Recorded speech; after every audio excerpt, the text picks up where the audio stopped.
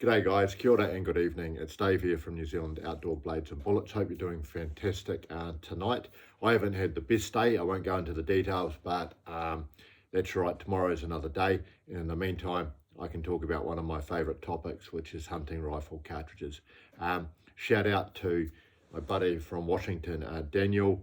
Daniel hunts with a 4570 and said he's keen if I produced a video on the 4570. So I've done a little bit of research and I'll give it a shot, noting that I've never fired one. So from the outset, I would love to hear from anyone who owns one, used one, got an opinion on one, interested in one, etc. Because I've just been watching YouTube and researching it.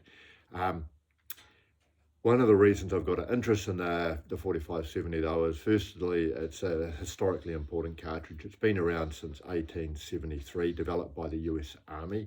Anything that's been around for that long and is still being used has got to be good. It is widely produced in lever action rifles such as Marlin and Henry, Rossi, I believe. And there are also some single shot rifles made in it. It's also got a little bit of historical importance in North America for its use on buffalo, and there's also been some long range target shooting with it. But who's using a 4570 today? Well, actually quite a few people, particularly in North America. I'm sure there's a few in Australia and New Zealand that do. I haven't met anyone personally in New Zealand that does, but there will be 4570s here, and I bet there's heaps in Australia. But particularly North America, it appears to be still in some areas reasonably popular. And why is that? Well, it's big enough to drop anything that you're hunting over there, including things like elk and moose. But arguably, most importantly, it can be used for self-defense against a grizzly or a black bear in the unlikely event that someone is attacked. And this is a very real consideration for people who are out in the wilderness and anywhere in North America where there's a dangerous predator out there. And this is where the ballistics get quite interesting, because this is a big, powerful cartridge. So as the name suggests, it's got a 45 caliber diameter slug, which I understand they can load in grain weights between 300 and 500 grains. That's pretty impressive. When you bear in mind that the average deer hunter in New Zealand uses a 308 with 150 grain, 4570 is obviously starting at the lowest, lightest loads at about 300.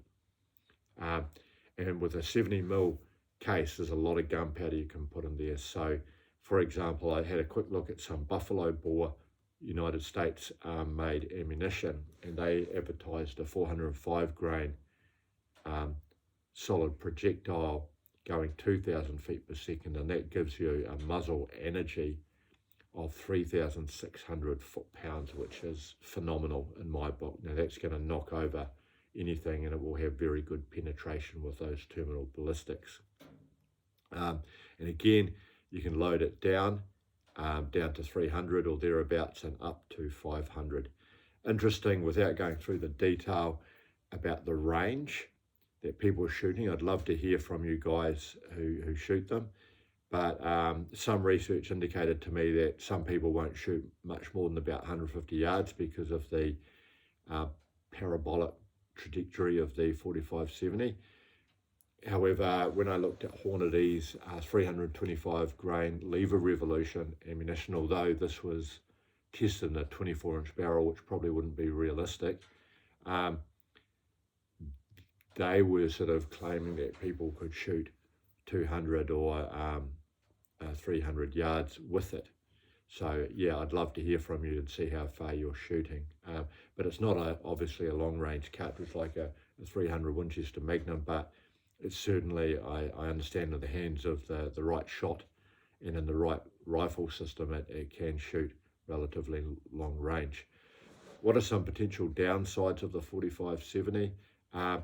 Well, not a large variety of rifles will be chambered in it, bearing in mind that it's a straight-walled cartridge, so typically lever actions. I understand the cost of ammunition is quite high, and the other point is the recoil. the recoil is quite stout. But anyway, here's a go at a Kiwi talking about the 4570. I would love to hear from you. If you got this far, have a fantastic night. Thanks.